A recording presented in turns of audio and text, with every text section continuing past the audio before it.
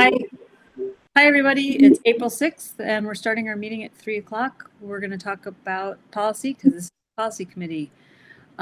Jess is off camera, but she's here and has prepared a file of policies for us to review. RG and Frank and myself will go through them, and Rob will hopefully join us if he can get out of his other meeting in time. We're going to start with a policy that was recommended by NISBA to review, which was policy 1400 about public complaints. We have that policy already in our docket, on our files, but NISBA has some recommendations for us. And I was thinking maybe we should go through them. I want to point out that NISBA suggests that we refer folks to policy 1405, and we do not have a policy 1405. That was something they recommend that we add, but we don't currently have it.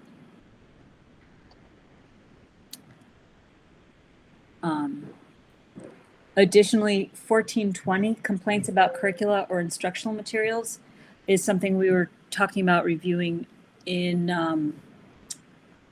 the next month, which is called May. So there's a reference to that as well. And so let's just look over 1400. Frank, do you want to pull up the NISBA recommendations, or can we all see them through our other screens that we have going? If you want. Also, 1440 was one too that they pull out. Yeah, a call out. Hold on. So we do have 1420, but we don't have 1440. So some of the opportunities. There you go. Oh no, we're looking at 1420 today. I'm sorry. Well, this is 1400 though. Yeah, we're starting with 1400. Yep. I don't see a 1440 on our books. No, we don't have that either. No. But Jess got a copy of it for us and put it in the file for next time. Okay. Yeah. Yay. Yeah.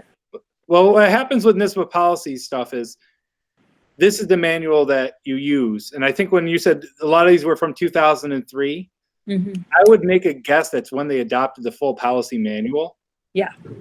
So when they went and did the readoption of it, that's when it was. And then they probably haven't updated it. So if you look at this one, which I found kind of interesting, is that there's stuff that they're redacting or taking out of this policy that was that they already recommended it to be in this policy already. So, which I found kind of interesting, like the title fund stuff. Yeah, they found some reasoning behind adjusting something that they did 19 years ago. Yeah. Well, no, we didn't even have it in ours, did we? I don't remember seeing that. We have 1400. But we didn't have the Title I funds in it. Correct. Yeah, which I found interesting that we must have missed a revision at one point. We must have. Something can happen in 20 years or 19 years. I have no issues with this NISBA policy. Yeah, I don't either, but I don't think we should recommend it for revisions until we decide something to do with the 1440 and 1420. So I didn't have issues with adding a 1405. And 1405, thank you. Yeah, adding or revising 1420. The only question I had on 1420 was we a few meetings ago looked at like our curriculum policy, right? Like instructional materials. Instructional materials recently. Yes, we did that curriculum, and then we had passed that over to. Yeah, I'm just wondering, following NISBA's recommendations, it seems like you have the policy and then you have the policy on complaints about the policy, which I'm okay with that structure. I'm just wondering if it makes sense to have it all in one. Makes more sense to have it all in one.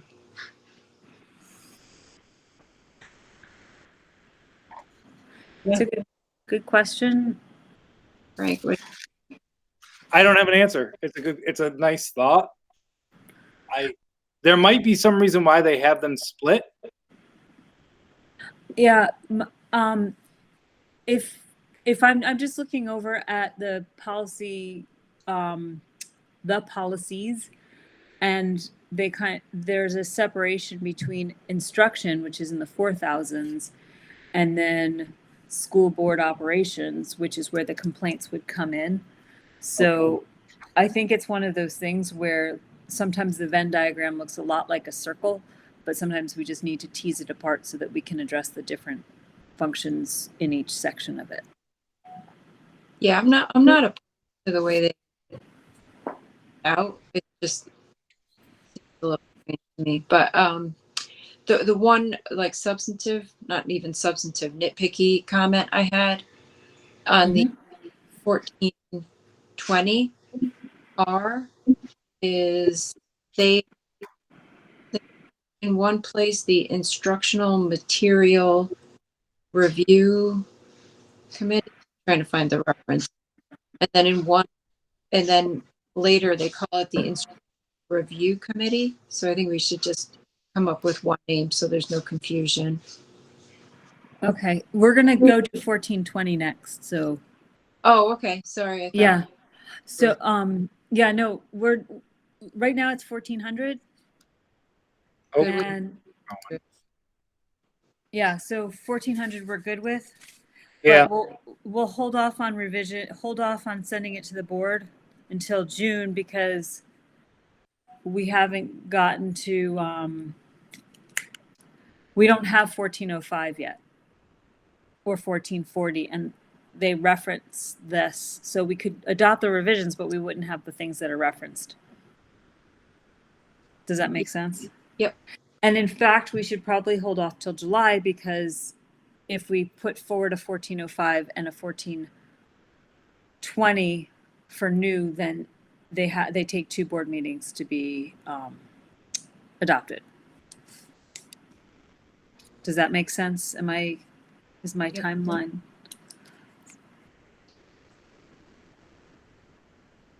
So we'd adopt them all at once if everyone's in agreement that they should be adopted.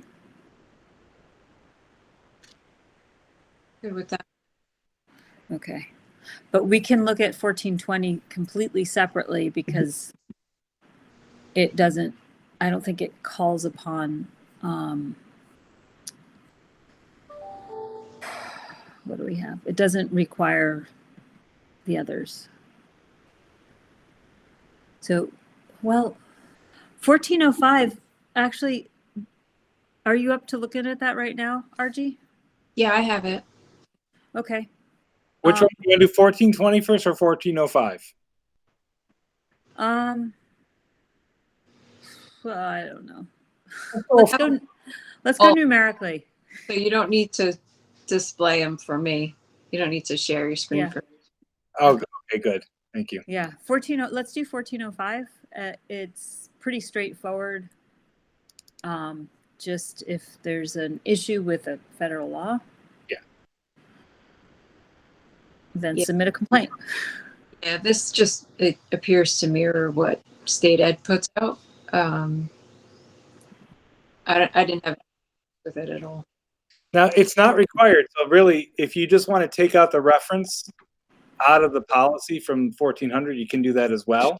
Or you can have it in as long as we're staying up to date on our manual and our updates. It's not a big deal just to change it as NISBA changes them. Yeah, I kind of liked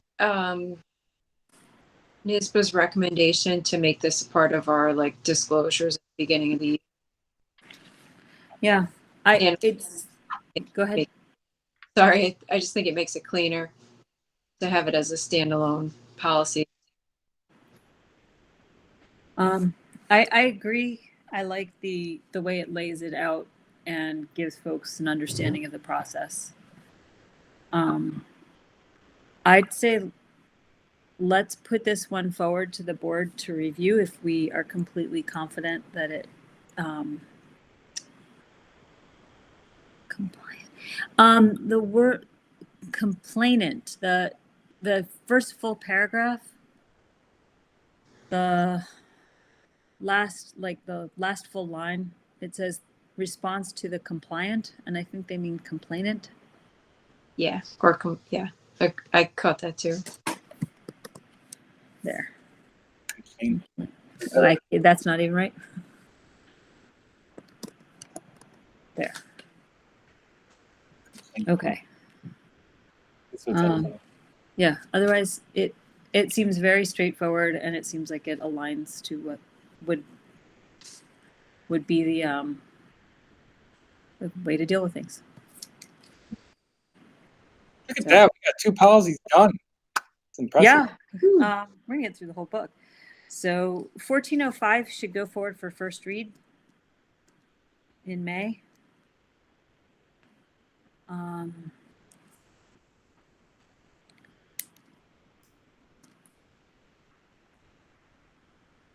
And then we can go to 1420, which is going to be awesome.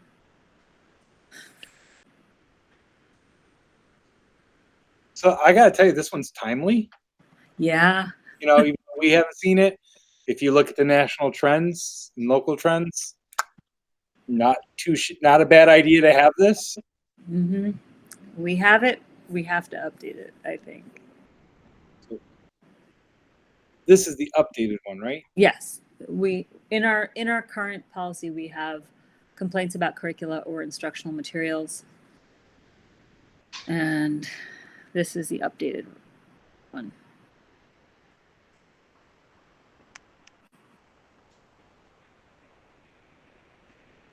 I got no issues. So it boxes out the building principal and sends it straight to you, Frank. Mm-hmm. Lucky. No, it doesn't. If I shall apply to handling of complaints concerning any textbook, library book, or material, it goes to the principal first, right? Yeah. Number 1 is principal, and then 2 is superintendent. Oh, so the informal process is the principal. Yeah. Right. And But it used to be that. Yeah. No, it doesn't change it. Thank you. Good Lord. My eyes checked too. We were talking about that so much. Yeah. Congrats, Frank. so can we just do one thing on that one, though? Absolutely. Can we just change the pronoun? Because I know that we've been doing that throughout. It says his purpose there. Yep. Okay. Because I know that we've been trying to do that. Oh, I can't change it. Oh, I did. Okay. So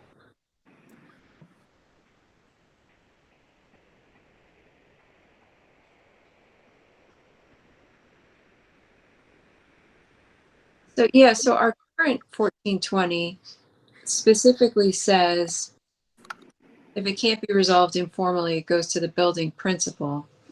The NISBA policy said if it can't be resolved informally, Right. That's. shall be submitted to the superintendent of schools. Thank you. So, yeah. So do you want that to? Do we want to break out 2 levels? I gotta look. Yeah. I'm just going to add or guardian here, just so you know. Sure. Is that regular policy on there for 1420? Where is it? Where?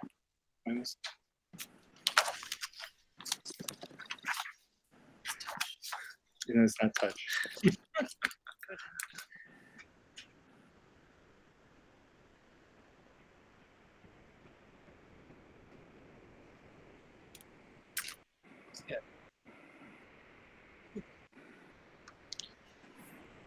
1420. So it's spelled out more clearly the regulation in terms of what the process is. So I think we're okay in terms of not changing it in the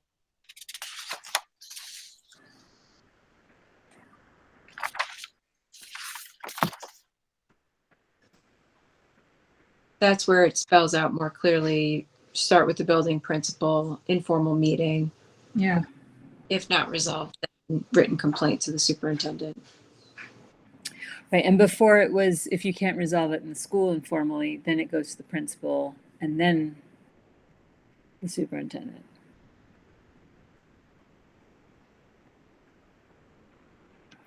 So what are we going to have it say? I don't think we need to change it. I just leave it as it is. Yeah. The new one, like the new policy. The model 1420. Okay. I think the only change I would make is in the reg, it doesn't call it the instructional material or materials review committee, whereas in the policy, it talks about an instructional material review committee. So just name the same name, just to avoid. So maybe add the word material here. Exactly. Yep. There. Is it material or materials? Material. Yep. Yep. Channeling Madonna. Okay. I got that song stuck in my head now, Rachel. You're welcome. Material. And I also, the complaint form, the exhibit, Yeah. I thought the questions were good to kind of tease out. It's actually very good because I know there's one. Yeah, it's very good. Yep. But I don't think the reg references 1420E.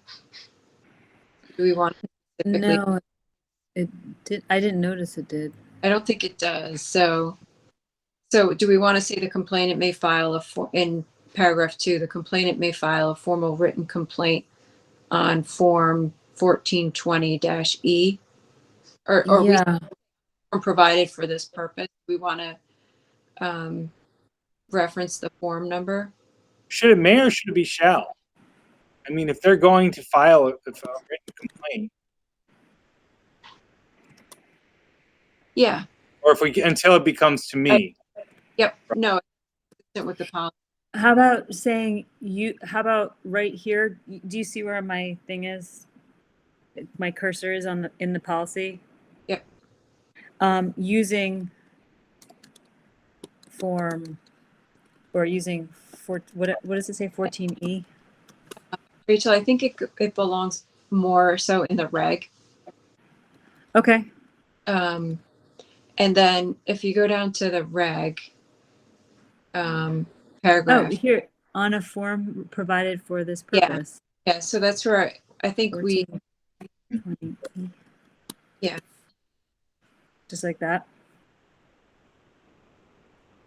Or we can just say on form 1420E. And the Frank's point, I think, was the complainant may file should be must file. Yeah, I mean, I'm just thinking if they're going to file a written formal complaint, then they really need to use the form because if those questions, like, but they're good. So I'd rather have those as I'm understanding it. Yep, agreed. Okay, I just made those changes because you both seemed in agreement and I agreed with you. So verbally, we're all agreeing, yes? Yep. I'm nodding at the form, not at you, so I'm apologizing. Okay. I'm very comfortable with this the way it sits. This would only be a revision, therefore it would only have the one pass before the board. Is everyone comfortable with that as a revision? Okay, I think it's a nice, clear format. Yep. It does seem to take out the loan textbook stuff. Yeah, which I didn't really get why that was in there anyway. Yeah. Do we have an issue with loaned textbooks, Frank? Not that I know of. Do we have a policy on this? See, it must be somewhere because schools do have to do this. Yeah, it's in the law, so you have to. Well, 1740 is textbook policy, including non-public schools. So it seems like that's where it would be if it were supposed to be somewhere. That's probably where, again, this was in 2003. They probably moved it to 1740. We probably already have it. If not, we might want to look at 1740 then. Yeah, 1740 seems to be more focused on, yeah, Maybe we get a new NISBA 1740. but it doesn't, this 1420,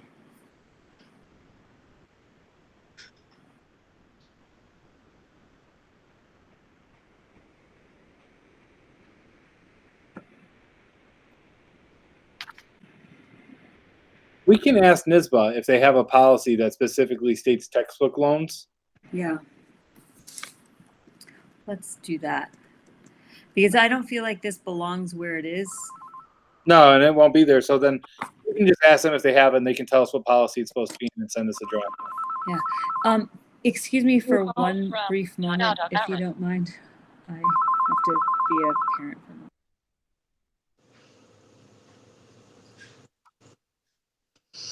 All right. What one's next? Let's see. 1440. Do we want to save that one for? I didn't really look at what they sent yet, to be honest with you. Sorry. 40 for May. Yeah, Rachel Frank was asking if we can move 1440. My turn to be principal. Hold on a second. Yep. So RG, what was he asking? If we could wait on 1440? Move discussion of 1440 to May. Sure. The important thing to me right now is that the timeliness of 1420, we can move that one forward, and 1400 we can hold off as well. But, well, yeah, we could do it and just drop the 1440 part and put it in later. Yeah, I'd rather take a little bit of time on 1440 and really look at it maybe in May.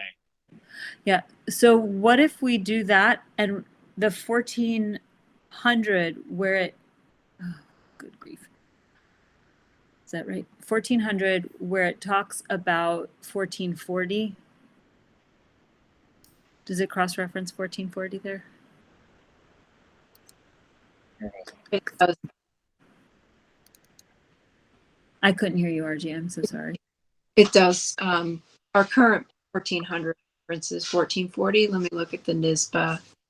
But we don't have a 1440, so it's cross-referencing something that we don't have. Right. Because we're cool like that. So interestingly, NISBA draft does not cross-reference a 1440. So no, it doesn't. So that was a weird thing. Is ours does, but we don't have it. The new NISBA 1400 doesn't do it, but it is something that I think we should look into having. So we can do 1400, still pass it, and then just look at 1440 in May, since it's going to be now a new standalone. Yeah. So 1405 will do a first read in May. And 1400 we can put forward until we look at 14. Well, it doesn't need we don't have 1405. I say throw them all up in May. Yeah, we can do the revisions, and that might be a lawyer question. Can we do 1400 even though we don't have 1405 on the books? Yes. And I'll tell you why we can, and I'm not even an attorney, but we've already done it. It's a 2003 policy that was already there, and it's in something that we're looking at and practicing anyways and putting on. Okay. So our May policy, we're going to look at 1440, and our May board meeting, we'll do a first read on 1405, and we'll do the revisions for 1420 and 1400. Okay. Are we close out some of these? Should we move to 2160 or 2160, I guess, Sure. our code of ethics. Yes.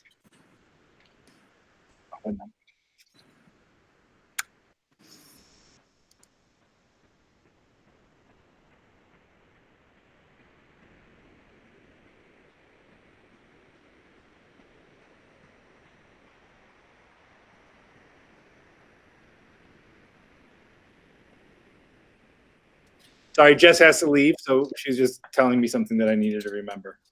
Okay. Bye, Jess. Bye, Jess. Thank you. Yeah, thank you so much. All right, 2160. Yep, code of ethics.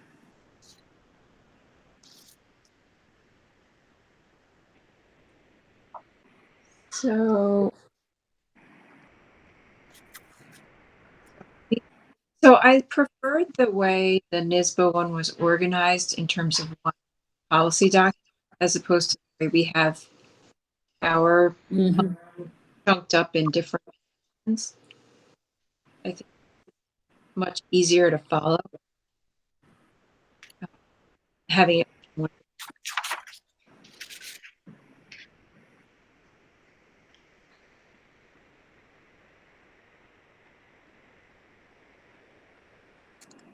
For the gifts, are you fine with the $75? That's going to be an issue. I think it should be. Pardon? I think it should be lower. 70. I think 75 is too high. Well, legally is, so I cannot accept a gift from anyone legally over $75. Like, that's the limit and amount. Nor can a staff member, right? It's $75 from an individual person as a personal gift. Mhm. Okay. Gift. That's different. Right. So class gifts. Yeah. Class So let's say gifts do somebody not- wants to give me a Rolex, right? Pardon? I want to give you, like someone says to me, Frank, I want to give you a Rolex. Mm-hmm. And I would say, thank you very much. How much did you pay on this Rolex? I'm going to accept it, but I'm going to write you a check for the other part of minus $75. Mm-hmm. Now, if someone wants to give my classroom a donation and it's not personal to me, it's to the classroom for that, that's different. So that's why for a board member, it's $75 is the maximum. But Yeah. Frank, what if all of the parents of the district, all the guardians of the district want to give you a Rolex? So each of them chip in $10. That is okay. So similarly with class Anybody gifts. listening to this, totally fine. Yeah, I know. You'll notice I did a promo for everyone to Yeah, listen. no, but that's the idea behind it. But same for a classroom. But when it comes to personal gifts, Mm-hmm. one family, there's the legal aspect of it. It's one family, $75 for a full year. So as a room parent, I will make sure that parents cut their giving at $74.99. If it's for a personal gift, yes. For a teacher, well, actually it goes to three. Very often it goes to the teacher, the assistant, the aide. So yeah. Yep. So that's where it is. It's not that the teacher or aide can only receive a gift certificate to, littlest bookstore for up to $75. They can receive from one family that amount. Yeah, but the law states it's only $75 for personal gifts. Wait, from that one person. Correct. But from the whole class of 20 plus people, it would be $1,400. Well, let's say like a company just sent me this. They're trying to get my business on something, so they sent me this, right? Oh, very nice. Well, but it doesn't exceed $75, so it's something. All right, well, I can keep it. I'll put it there, and that's what it is. If That's it's $75, I would return it, or if I wanted it, I'd have to pay them the difference. Gotcha. Okay, that was my concern. Was RG the $75 limit for gifts to teachers from a class? Sorry to drag that out a little bit, but it's been something that has been. You've been a room parent, I'm guessing, RG, at one point, maybe. It's something that gets poked out there a lot as a red flag and a concern. So, and it should be. I completely get that. Okay. Does that make sense, though? Yeah, very much so. So the current policy is $70. And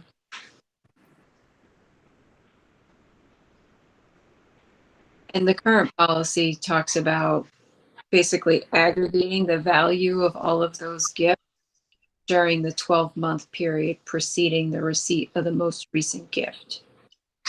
So if somebody gave $25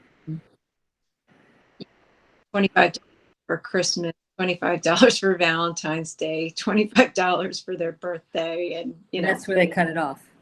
Yeah. They're over. Yeah. I don't think that's been an issue ever as a room parent many times over. Never had to worry about that. Plus the $25 usually gets split amongst teacher aide, and other members. Sometimes, like a staff cookie sheet or something. So, yeah.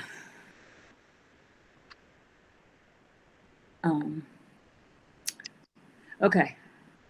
I don't know. I mean, the standard basically in the public officers law is, could there be the exception that this, whatever the amount is, it's somebody You're broken up. actions, right? So in public officers law, it's generally $15, right? Like, so when I was with the state, I couldn't accept a gift from anyone that was worth more than $15, including meals at a conference or anything like that. So I have to take this phone call quick, but it's an attorney, so I can. Yeah, I'm going to talk to RG. RG, whenever these gifts are given to the class, they're always from the whole class. There's never ever a statement of and so gave you $40 this time and $40 last time. And I can't think of how many times I've been room parent, and I don't want to, at least more than twice. Anyway, my point is, it's never ever directed that there's a specific donation from any kid, and some kids' families don't contribute at all, and that's totally fine. So it's completely anonymized and aggregated, and so there's never that. This kind of feels like it could. I see what you're saying, and it could be like the tutoring, the private tutoring, conjoined with that. We talked about that in another policy, I think. But it's never a situation where it's a stream from one family to a teacher. Yeah. No, I know. I understand how. Yeah. And the $75 has been $75 for at least 9. I know at least 9 years. Yeah. Let me look at the policy and see when it was last changed. I'm going to guess 2003, but you tell me.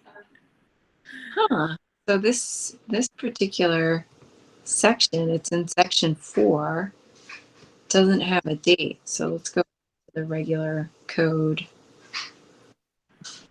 It doesn't have a date. I don't see a date in there either. Nope.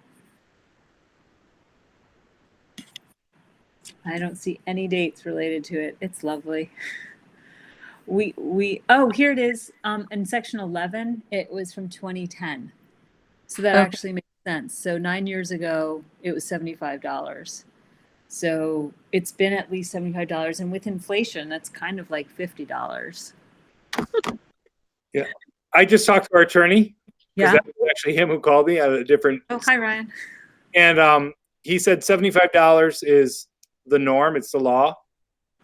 Schools have the right to go down lower, and you can so choose to. But it's also the spirit in which something is given as well is important to look at it. So sometimes that is a little thing in there that says that it could go above or beyond sometimes, depending on the spirit that it was given. So say it's a class donation of $500 to a teacher to make sure that they have a table or something. That's different, right? Mm-hmm. In which the spirit was given. So yeah. The sentimental component too. And all the trainings I've ever been at, as because we go to these trainings as administrators about the specifics of it, they usually always use $75 as the training limit. You're probably off on that now, but I just figured I'd share. RG, are you uncomfortable with $75 or are you comfortable with $75? In this context, if it's kind of been the standard, I'm not gonna advocate to tweak it, but to me, it's a lot. I think it's a lot, but maybe I'm off base. I guess if you go to a conference and they give you breakfast and lunch, it can be $35, $40 pretty easily. So, yeah, You're coming from $15 being absolutely not. $15 being the Cap. limit, right? And that's under the public officers law. So, but this is a different kind.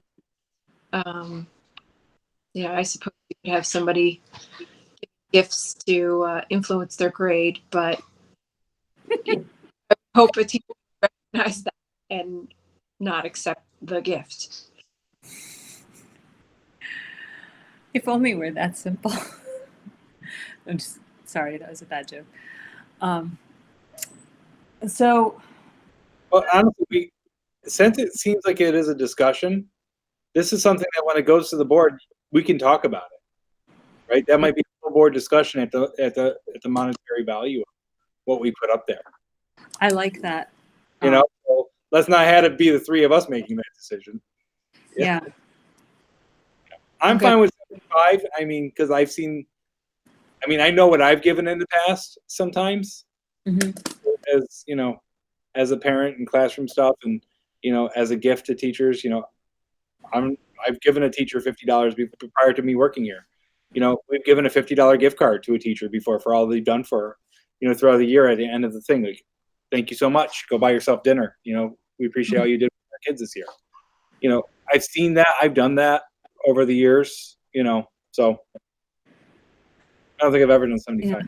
I think the challenge would be, RG, and I think we should discuss this as a board, but I just want to mention that since it's been $75 for historical knowledge of mine, but maybe others as well, it would be an interesting challenge and potentially put people who are unaware of the change, it might make them concerned and add stress. So that's the one thing that I'm also thinking about when I'm thinking about the amount that a change could cause stress and duress to people.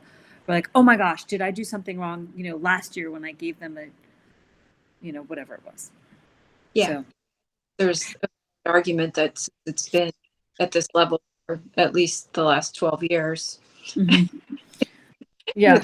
And maybe it should go up, but I'm right. And inflation has minimized its value. So why is it still? I would be uncomfortable with that, but. I totally get you. I have a question. RG, did I give you a code of ethics? Did you give me a code of ethics? I don't know. When would you? Board member? Possibly. Okay. Or this policy. Just because I'm looking at the very end of the policy and it says that I'm supposed to make sure I get distributed to every board, every member of the board. Jess may have given it to me. I would ask Jess. I just need to make sure that we do this as part of our hiring packet too. Oh boy. Yeah, I don't recall. Well, it also says employee of the school district, so it's got to go in that. I want to double check our hiring handbook because we have a handbook that we give staff with all the HR stuff in it. I need to make sure that this policy's in it. Okay. Should we move forward to the second paragraph of the Code of Ethics? And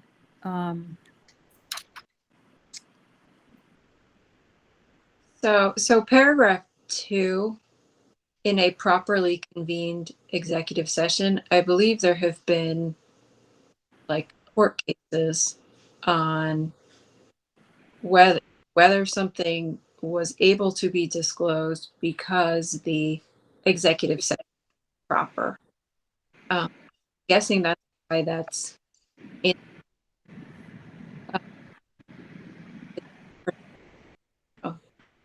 someone who may disclose something in a executive session that wasn't convened properly. I don't have any objection to it. I just think it's a kind of It's interesting.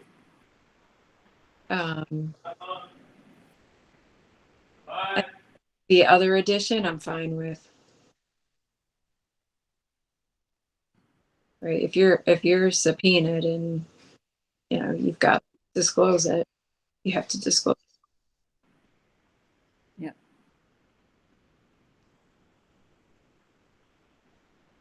The interesting question there, Frank, would be, would we retain counsel to protect against the disclosure? I would think that we would. Yeah, always. Depending on the circumstance.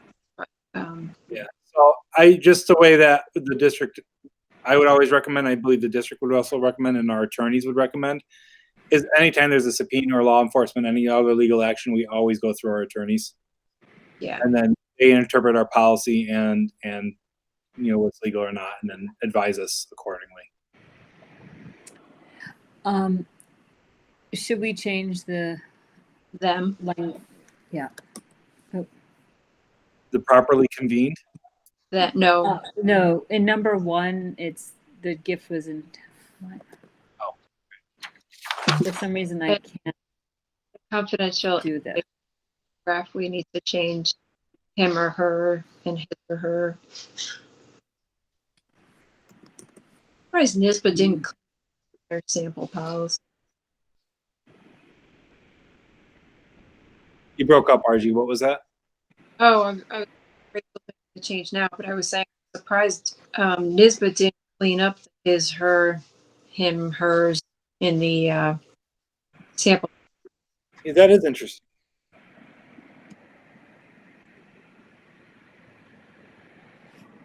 But not every board nor every place is in the same place with that either.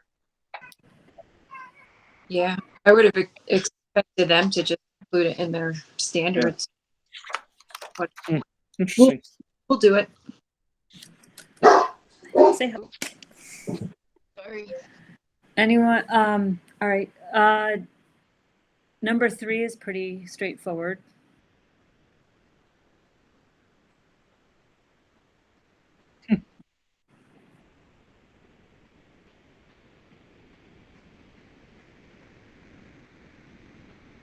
The employee, a board member, officer, or employee shall not receive or enter into any agreement for compensation for services.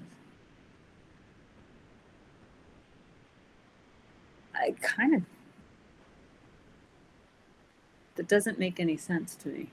Which one's that? Number 3.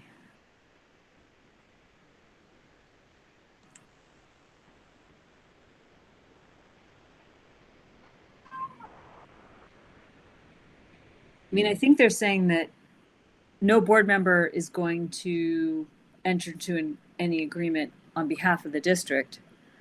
But what is officer or employee? Because Frank, you, Jim, plenty of people, we've signed off to have them do just that. So that doesn't quite make sense. Yeah, I don't. Maybe we all sign off in I read it as a prohibition on contracting with the district.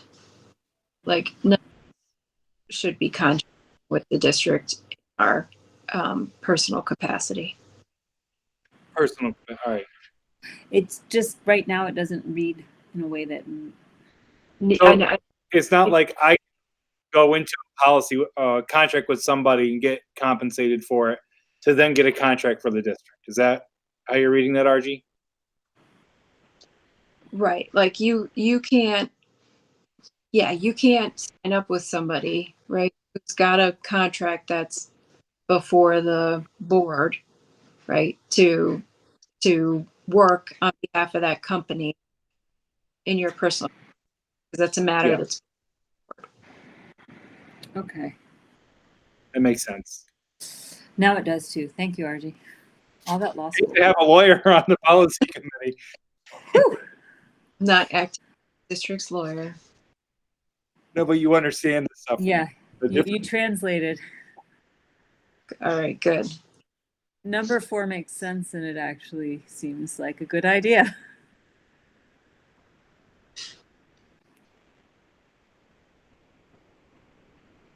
Number 5, 6. Number 5 and 6 are good.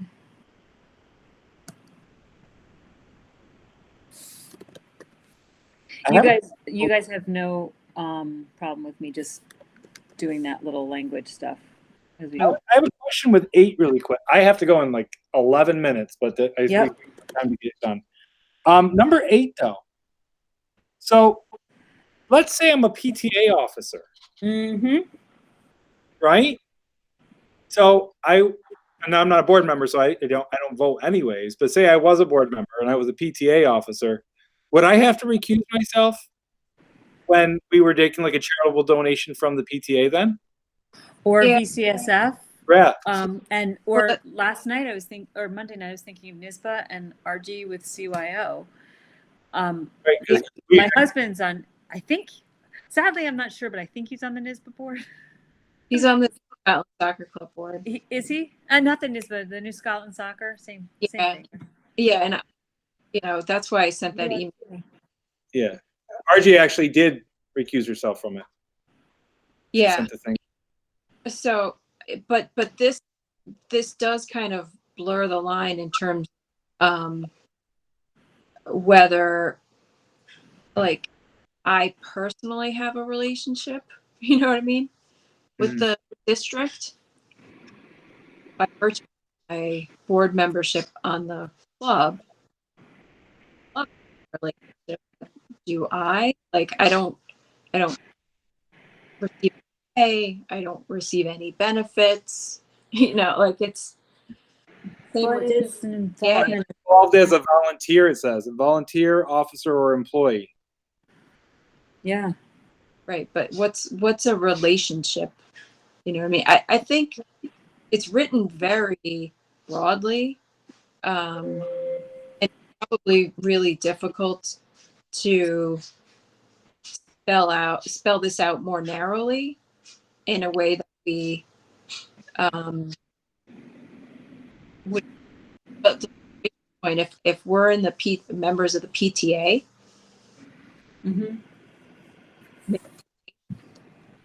for some event and the board accepts the donation, are we allowed to do that? Do we have to disclose and recuse? That seems kind of silly. Like, we accepted a donation the other night from VCSF, right? Yeah. Right. And we voted on the New Scotland Soccer contract. Right. Voted on that. So I kind of think, though, that there can be meaning associated with gifts, and the acceptance of a gift sometimes means an acceptance of the meaning behind the gift. And while those meanings have been great ones, there could be an organization that doesn't support the mission and goals of the district, but wants to give a gift so that their name is. Would you like me to talk to our attorney about this and get clarity on it? Sure. This one just makes me think a little bit. It doesn't seem as straightforward. No, this one I think is because we're small, right? And we have so many people doing so many things, and it tends to be the same people in the community doing. Right. We might not have a quorum to vote for something. Right. For some of these organizations. I'll ask Brian about it. Okay. I think the rest of this, though, is just make sure it gets handed out. Right. I did a little there stuff. So do we have a chance to, Frank, the foreign exchange student? Yeah, can we talk about that one quick? Yeah, that one's been sitting for a little while in the back. I think the policy is absolutely fine the way it is. Okay.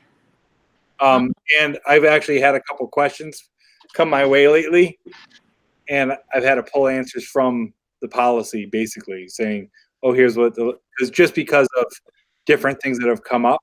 It wasn't actually a foreign exchange student, but it was how do people come and try to go to school in an area like this, and what kind of visa do they need, and what kind of organization. So having this policy actually does more than just foreign exchange students. It kind of helps give a little bit clarity as well.